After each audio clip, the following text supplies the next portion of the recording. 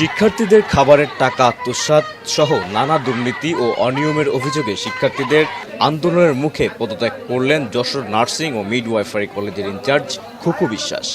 গাড়িতে পৌঁছে দেওয়ার দায়িত্ব তোমাদের। কোনো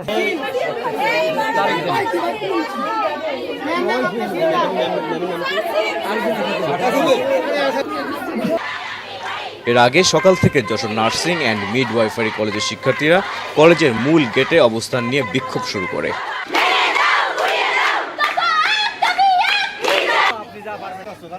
এক পর্যায়ে মিছিল সহকারে নার্সিং কলেজের ইনচার্জ খুকু বিশ্বাসকে তার কক্ষে ঘিরে রেখে পদত্যাগের দাবিতে বিক্ষোভ করতে থাকে, কিন্তু ইনচার্জ খুকু বিশ্বাস পদত্যাগ করবেন না বলে সাফ জানিয়ে দেন।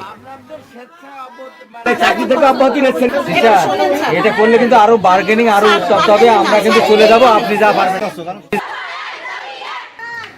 এ ঘোষণা জানার পর শিক্ষার্থীরা 12 দফা দাবিতে বিক্ষোভ করতে থাকে।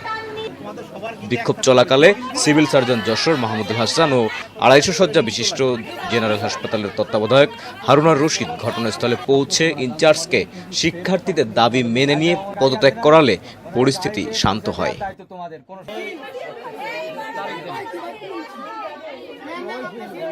এখানে স্টুডেন্টদের দাবির মুখে, ঠিক আছে, এখানে যিনি ইনচার্জ হিসেবে দায়িত্বে আছেন, ঠিক আছে, ওনার বিরুদ্ধে যে অভিযোগগুলো উঠছে এবং এই অভিযোগের ভিত্তিতে ছাত্ররা ওনার পদত্যাগ দাবি করছিল এবং সর্বস্তরের সমস্ত স্টুডেন্ট এখানকার এই দাবি পক্ষে ছিল, যার কারণে আমরা আমাদের জেলা প্রশাসনের পক্ষ থেকে, ঠিক আছে, আমি সিভিল সার্জন হিসেবে এবং আমাদের 250 বেডের হাসপাতালের তত্ত্বাবধায়ক মহোদয় এসে ওনাদের যে কর্তৃপক্ষের সাথে আলাপ করে সর্বসম্মতিক্রমে আমরা ওনাকে পদত্যাগ করার জন্য বলি এবং উনি পদত্যাগ করছে। আমার মনে হয় যে এখন যিনি দায়িত্ব নিয়েছেন উনি স্টুডেন্টদের নিয়ে সুন্দরভাবে প্রতিষ্ঠান পরিচালনা করবে। ঠিক আছে, আপনাদের ধন্যবাদ।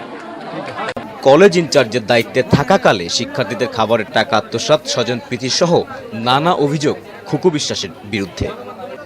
ডেস্ক রিপোর্ট, চ্যানেল দুর্জয়।